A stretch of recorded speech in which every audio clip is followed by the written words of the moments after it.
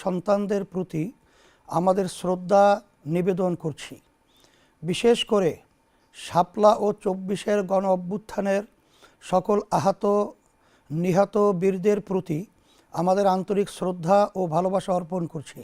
ইসলামী আন্দোলন বাংলাদেশ ১৯৮৭ সালে দেশের সর্বধারার শীর্ষ উলামায়ে কেরাম, বুদ্ধিজীবী, শিক্ষাবিদ ও রাজনৈতিক নেতৃবৃন্দর সমন্বয়ে গঠিত একটি প্ল্যাটফর্ম। প্রতিষ্ঠার পর থেকে সকল রাজনৈতিক আন্দোলনে আমরা ছিলাম সম্মুখ সারির দল। দেশ, জাতি ও মানবতার স্বার্থে আমাদের সরব পথচারণায় মুখর ছিল রাজপথ।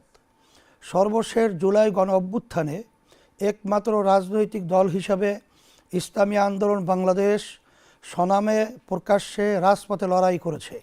প্রতিষ্ঠাকালে আমাদের দলের নাম ছিল ইসলামী শাসনতন্ত্র আন্দোলন, কারণ সেই ১৯৮৭ সালেই আমাদের অনুধাবনে এটা ছিল যে সংবিধানে দেশ চলছে তা এই দেশের ইতিহাস, ঐতিহ্য ও বোধবিশ্বাসের সাথে সামঞ্জস্যপূর্ণ না।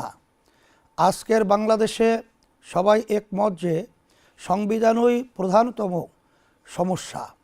জুলাই গণ অভ্যুত্থানের মধ্য দিয়ে আমরা সংবিধান সংস্কার সহ রাষ্ট্রের সামগ্রিক সংস্কার করার একটি সুযোগ পেয়েছি। সেই সুযোগে বাস্তবে পরিণত করার জন্য আগামী ১২ তারিখের নির্বাচন তাৎপর্যপূর্ণ। আপনার একটি ভোট মহান স্বাধীনতা ও ২৪ জুলাই এর প্রত্যাশাকে বাস্তবায়িত করতে সহায়তা করবে ইনশাআল্লাহ। প্রিয় দেশবাসী, স্বাধীনতার পরে ৫৪টি বছর অতিক্রান্ত হয়েছে। এক সাগর রক্ত উৎসর্গ করার পরেও আমরা কাঙ্ক্ষিত সাম্য, মানবিক মর্যাদা ও সামাজিক ন্যায় বিচার পাই নাই। আর্থিক সমৃদ্ধি আসে নাই, নিরাপত্তা নিশ্চিত হয় নাই, বরং দারিদ্রতা, সন্ত্রাস, রাজনৈতিক হানাহানি, অবিচার, সীমাহীন বৈষম্য, বেকারত্ব আমাদের দেশকে কুরে কুরে খেয়েছে। অতীতে যারাই দেশ পরিচালনা করেছে তাদের কেউই এই দায় এড়াতে পারবে না। এখানে ভোটার হিসাবে আমার আপনার দায়ও রয়েছে। ভুল নীতি ও নেতাকে ভোট দেওয়ার মাধ্যমে এর দায় আমাদের উপরেও বর্তায়। প্রিয় দেশবাসী, ভাই ও বোনেরা, আমাদের সমস্যা ছিল দুইটা। এক, রাষ্ট্র পরিচালনার নীতি হিসাবে ভুল নীতি গ্রহণ করা, এবং দুই, ভুল নেতা বাছাই করা। ভুল নীতির কারণে অনেক ভালো নেতাও দেশকে কাঙ্ক্ষিত মানে নিয়ে যেতে পারে নাই। আসন্ন 13বার জাতীয় সংসদ নির্বাচনে ইসলামী আন্দোলন বাংলাদেশ এই ভূখণ্ডের মানুষের হাজার বছরের চর্চিত বিশ্বাস ও জীবনাচারের নীতি ইসলামকে রাষ্ট্র পরিচালনার নীতি হিসাবে উপস্থাপন করেছে। শরিয়া কেবলই একটি আইনের নাম নয়, বরং শরিয়া হলো মানুষের বিশ্বাস, জীবনবোধ, সংস্কৃতি, অভ্যাস ও আইনের সমষ্টি। আমরা এই অঞ্চলের অধিকাংশ মানুষ বিশ্বাস হিসাবে, জীবনবোধ হিসাবে এবং সংস্কৃতিতে, অভ্যাসে ইসলামকে ধারণ করি। এখন যদি রাষ্ট্র পরিচালনার মূল নীতিতে ইসলামকে বাস্তবায়ন করতে পারি, তাহলেই বাংলাদেশ তার প্রত্যাশিত সমৃদ্ধি ও লক্ষ্য খুঁজে পাবে ইনশাআল্লাহ। রাষ্ট্র পরিচালনায় ইসলামের মৌলিক নীতিমালার মধ্যে রয়েছে আদালত, ইনসাফ, নাগরিকের স্বার্থের প্রতি সংবেদনশীলতা, দায়বদ্ধতা, সামাজিক নিরাপত্তা, আইনের শাসন এবং সকল ধর্মের মানুষের ধর্মীয় আচার পালনের অধিকার ও সমান সম্মান, মর্যাদা প্রদান করা। ইসলামী আন্দোলন বাংলাদেশ রাষ্ট্র ক্ষমতায় গেলে এই মৌলিক নীতিমালার পূর্ণ প্রতিপালন করবে। প্রিয় দেশবাসী, ইসলামী আন্দোলন বাংলাদেশ 13বার জাতীয় সংসদ নির্বাচনে 258 আসনে হাতপাখা প্রতীকে প্রতিদ্বন্দ্বিতা করছে। আপনারা জানেন, প্রচলিত আইন ও বন্দোবস্তের মোকাবেলায় ইসলামী আন্দোলন বাংলাদেশ এদেশের হাজার মানুষের বোধবিশ্বাসের আলোকে ইসলামের নীতিতে দেশ পরিচালনার লক্ষ্য নিয়ে নির্বাচনী প্রচারণা চালিয়ে যাচ্ছে। আপনাদের থেকে যে স্বতঃস্ফূর্ত সাড়া আমরা পাচ্ছি তা আমাদেরকে আপ্লুত করছে। ইনশাআল্লাহ আগামী 12 তারিখ আপনারা হাত পাখা প্রতীকে ভোট দিয়ে আমাদেরকে বিজয় করলে জনপ্রত্যাশার বাংলাদেশ নির্মাণ করব ইনশাআল্লাহ। প্রিয় দেশবাসী, ভোট অর্থ হলো আপনি কাউকে আপনার হয়ে রাষ্ট্র পরিচালনার দায়িত্ব দেয়া। ভোট অর্থ কাউকে রাষ্ট্র পরিচালনায় যোগ্যতর বলে সাক্ষ্য দেয়া। পবিত্র কোরআনে আল্লাহ তাআলা বলেন, মাইয়াশফা শাফাআতান হাসানাতান ইয়াকুল্লাহু নাসিবুম মিনহা অমাইয়াশফা শাফাআতান সাইয়্যাতান ইয়াকুল্লাহু কিফলুম মিনহা ওয়া কানাল্লাহু আলা কুল্লি শাইইন মুকিতা। যে ভালো সুপারিশ করবে তা থেকে তার জন্য একটি অংশ থাকবে এবং যে মন্দ সুপারিশ করবে তার জন্য তা থেকে একটি অংশ থাকবে। সূরা আন-নিসা 85 নম্বর আয়াতে অর্থ খুবই স্পষ্ট। When you have the perfect response in your head but your fingers just can't keep up. We've all been there. Typing, deleting, retyping. Now I use Whisperflow.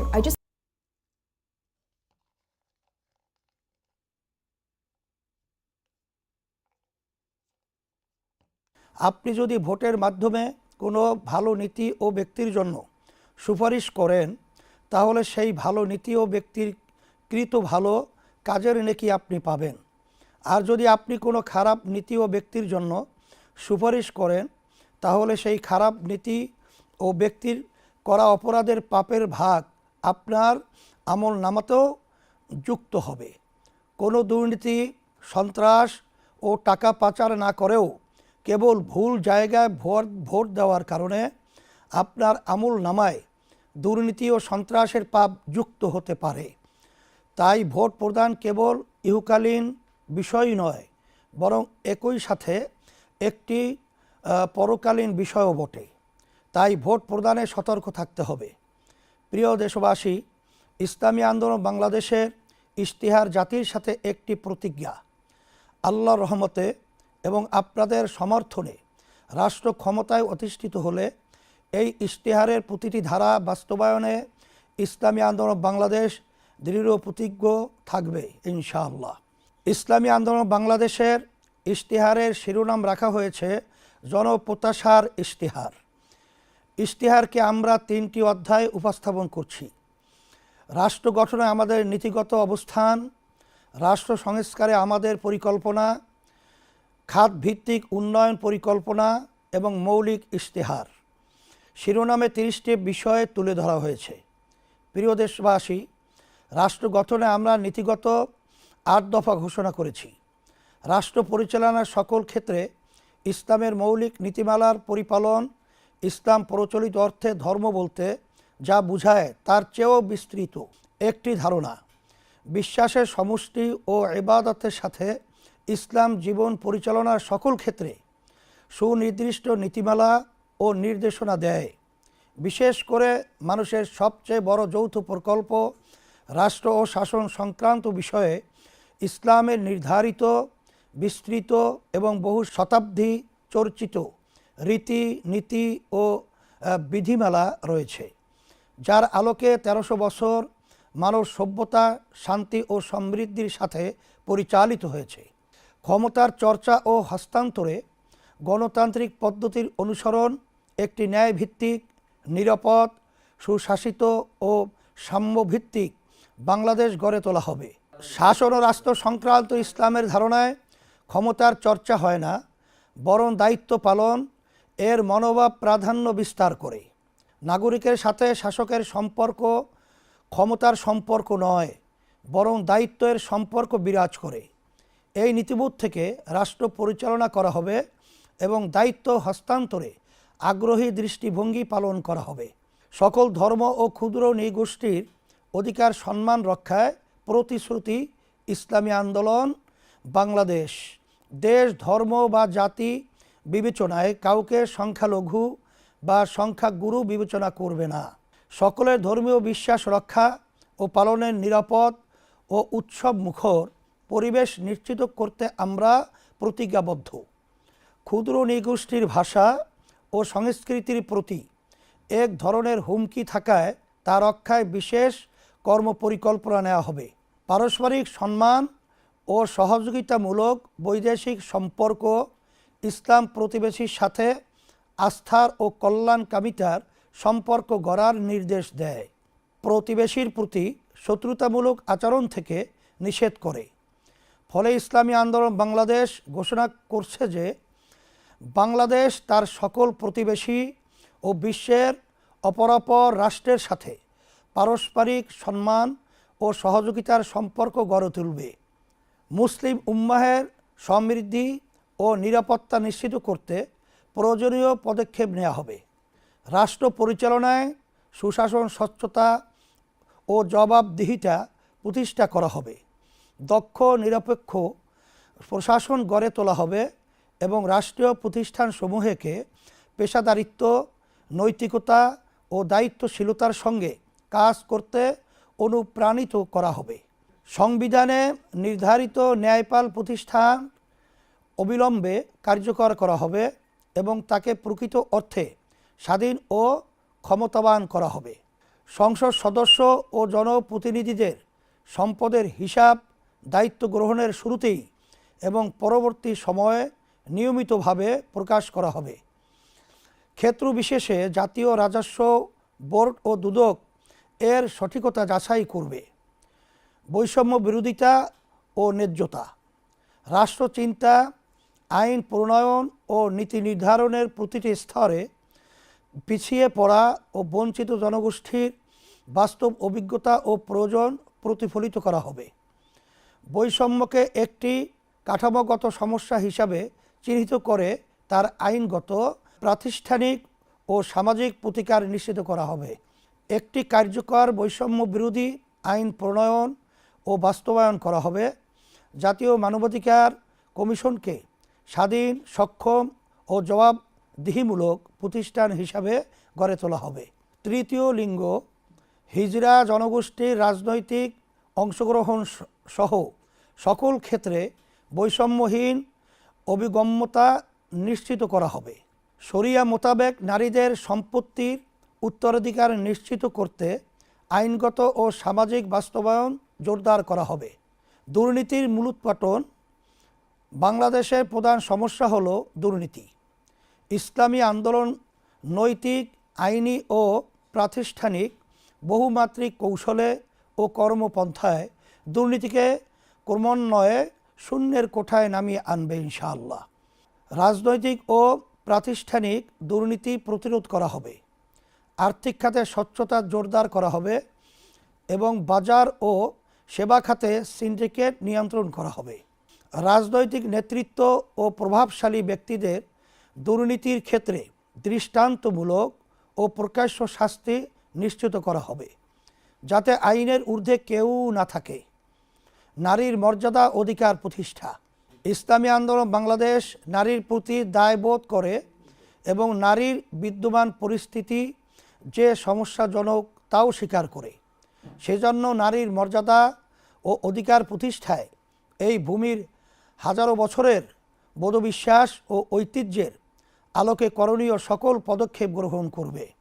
আমরা দৃঢ়তার সাথে বলতে চাই যে নারীর কর্মসংস্থান, অধিকার, মর্যাদা ও স্বাধীনতার জন্য ইসলামী সবচেয়ে কার্যকর নীতি। আমাদের ইশতিহারের পরতে পরতে তার প্রতিফলন দেখা যাবে ইনশাআল্লাহ। প্রিয় দেশবাসী, ভাই ও বোনেরা, রাষ্ট্র গঠনে ইসলামী আন্দোলন বাংলাদেশ 6 দফা ঘোষণা করছে। 1. মহান মুক্তিযুদ্ধ ও জুলাই গণ অভ্যুত্থানের প্রতি দায়বদ্ধতা। মহান মুক্তিযুদ্ধ ও জুলাই গণ অভ্যুত্থানের প্রত্যাশা পুরো মাত্রায় বাস্তবায়ন করা হবে। 2. পিআর পদ্ধতিতে জাতীয় নির্বাচন।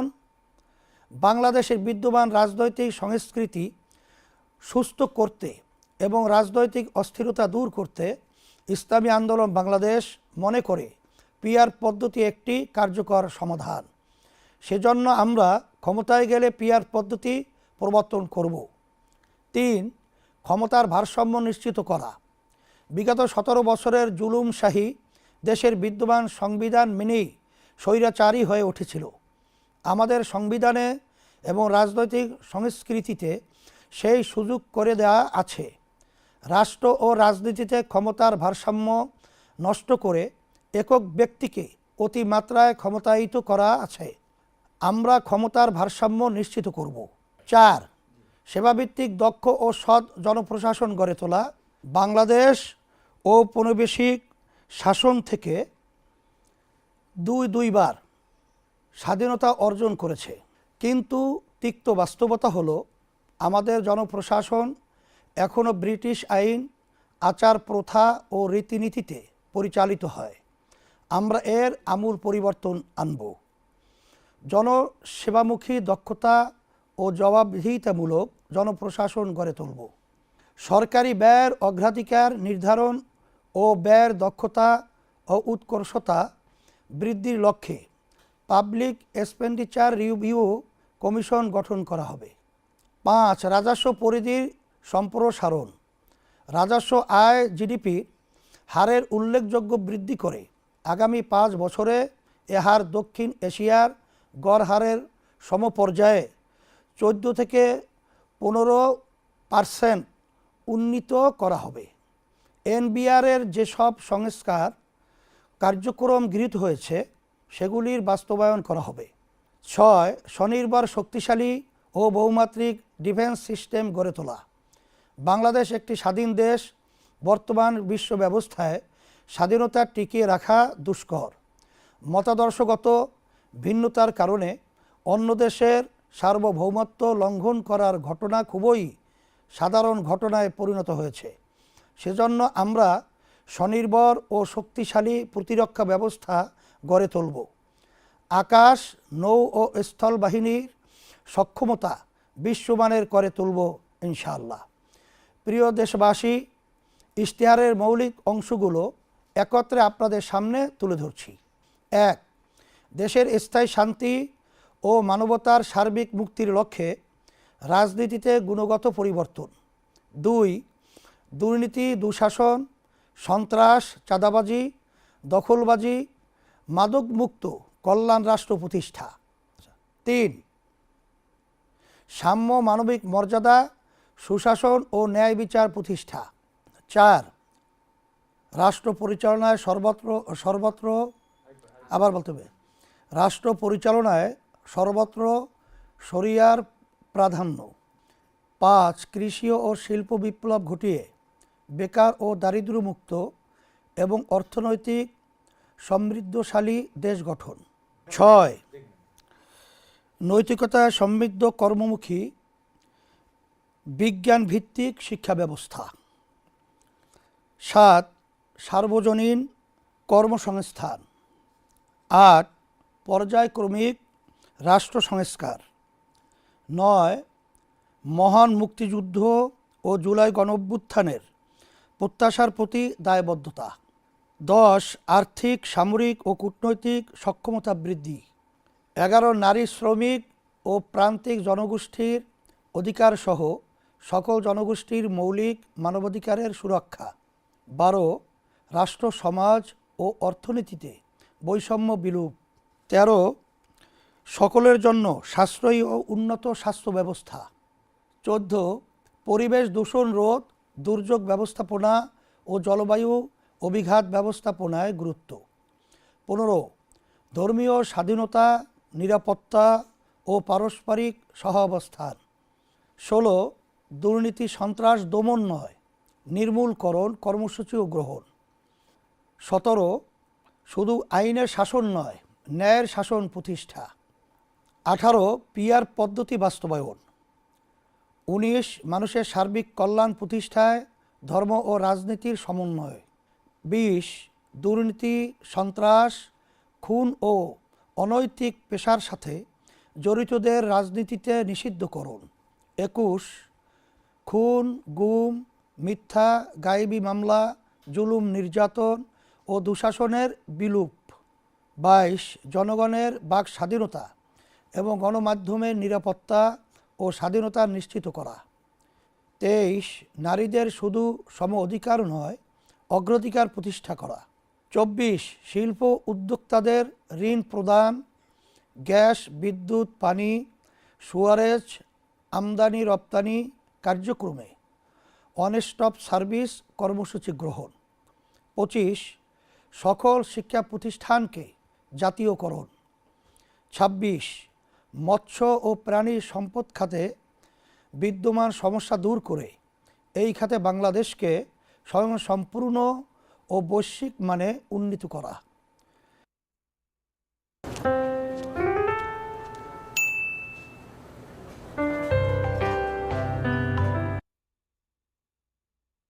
সাতাশ, সড়ককে নিরাপদ করার জন্য প্রয়োজনীয় সকল ব্যবস্থা গ্রহণ। 28, বাংলাদেশকে 15 বছরের মধ্যে উন্নত ও কল্যাণ রাষ্ট্রে পরিণত করা। 29, শ্রমের মর্যাদা ও শ্রমিকের ন্যায্য অধিকার প্রতিষ্ঠা। 30, সরকারি চাকরিজীবীদের জাতীয় পে স্কেল যুগোপযোগী এবং সর্বোচ্চ সম্মানজনক করা হবে। 12 দফা বিশেষ কর্মসূচি। 1, প্রতি মাসে 5,000 টাকা হতদরিদ্র ও ঝুঁকিপূর্ণ জনগোষ্ঠীর জন্য নগদ সহায়তা। 2, প্রাথমিক স্তরের সকল শিক্ষার্থীর জন্যে প্রতিদিন একবেলা করে পুষ্টিকর খাবার। 3, 18 থেকে 24 বছরের যুবদের জন্য সুদমুক্ত জামানতবিহীন এককালীন ঋণের ব্যবস্থা করা। 4, সার্বজনীন স্বাস্থ্য সুরক্ষা কর্মসূচি বা স্বাস্থ্য কার্ড, ভর্তুকি মূল্যে কৃষি উপকরণ দেয়া ও বিভিন্ন সেবা সহজে পৌঁছাতে কৃষিকার্ড চালু করা। 5, ন্যাশনাল জব পোর্টাল, যেখানে সব পেশার চাকরি প্রার্থীদের জন্য দেশে ও বিদেশে চাকরি খোঁজা, পরামর্শ প্রদান ও প্রশিক্ষণ গ্রহণের সুবিধা থাকবে। 6, কর্মজীবী মায়েদের জন্য প্রয়োজনীয় সংখ্যক দিবযত্ন কেন্দ্র গড়ে তোলা। 7, ঢাকাসহ সকল নগরে সরকার নিয়ন্ত্রিত ও ফ্র্যাঞ্চাইজ ভিত্তিক বাস ব্যবস্থাপনা। 8, সেবাকেন্দ্রিক কর ব্যবস্থা। 9, সকলের জন্য নির্বিঘ্ন নাগরিক সেবা। 10, নারী পোশাক কর্মীদের জন্য আবাসন ব্যবস্থা। 11, দ্রব্যমূল্য নিয়ন্ত্রণে রাখতে অবৈধ সিন্ডিকেট ভেঙে দেয়া হবে। 12, কওমি সনদের স্বীকৃতির পূর্ণ বাস্তবায়ন ও রাষ্ট্রীয় পদে ওলামায়ে কেরামের পদায়ন। প্রিয় দেশবাসী, জুলাই গণ অভ্যুত্থানের পরে দেশ থেকে স্বৈরতন্ত্রের স্থায়ী বিলুপ নিশ্চিত করতে আমরা সংস্কার কমিশনে জোর প্রচেষ্টা চালিয়েছি। আমাদের প্রত্যাশা পূর্ণ মাত্রায় প্রতিফলিত না হলেও জুলাই সনদ সংস্কারের পথে একটি বড় অগ্রগতি। জুলাই সনদ কোনো দলের বিপক্ষে না, তাই আগামী 12 তারিখে জুলাই সনদের পক্ষে হা ভোট প্রদান করুন। আপনার হা ভোট সংস্কারের কাঙ্ক্ষিত যাত্রাকে অনেক দূর এগিয়ে নিয়ে যাবে ইনশাআল্লাহ। প্রিয় তারুণ্য, তোমরা এবার প্রথম ভোট দিতে যাচ্ছ। তোমাদের প্রথম ভোট দেশ, জাতি ও মানবতার জন্য পরিবর্তনের পক্ষে হোক। তোমাদের প্রথম ভোট নয়া বন্দোবস্ত ইসলামের পক্ষে হাত পাকা প্রতীকী হোক। আমি তোমাদেরকে কথা দিচ্ছি, ইসলামী আন্দোলন বাংলাদেশ তোমাদের ভোট নিয়ে নিজেদের আখের গোছাবে না, বরং তোমাদের জন্য উন্নত বিজ্ঞানভিত্তিক নৈতিক শিক্ষার ব্যবস্থা করব। তোমাদের জন্য কর্মসংস্থানের ব্যবস্থা করব এবং বেকারত্ব দূর করব। তোমাদেরকে সাথে নিয়ে শান্তি ও সমৃদ্ধ দেশ গঠন করব। প্রশাসনে কর্মরত প্রিয় সদস্যবৃন্দ, মনে রাখতে হবে আপনারা রাষ্ট্রের সেবায় নিয়োজিত। তাই সব ধরনের রাগ বিরাগ, প্রলোভন এ ভীতির ঊর্ধ্বে ওঠে কেবলই রাষ্ট্রের ও জনগণের স্বার্থে কাজ করুন। মানুষের বহুদিনের আরাধ্য ভোটাধিকার নিশ্চিত করতে আপনাদের ভূমিকা খুবই তাৎপর্যপূর্ণ। গোটা জাতি আপনাদের প্রতি প্রত্যাশা নিয়ে তাকিয়ে আছে। প্রিয় দেশবাসী, আমি আবারও আপনাদের প্রতি আহ্বান করছি যে 12 ফেব্রুয়ারি 2026 ইংরেজি তারিখে দলে দলে ভোট কেন্দ্রে আসুন। মনে রাখবেন, একটি ভোটে কেহ ধনীও হয় না, আবার গরিবও হয় না, কিন্তু একটি ভোটে দেশ ও আপনার ভাগ্য নির্মিত হয়। তাই দীর্ঘদিনের পরীক্ষিত সৎ, যোগ্য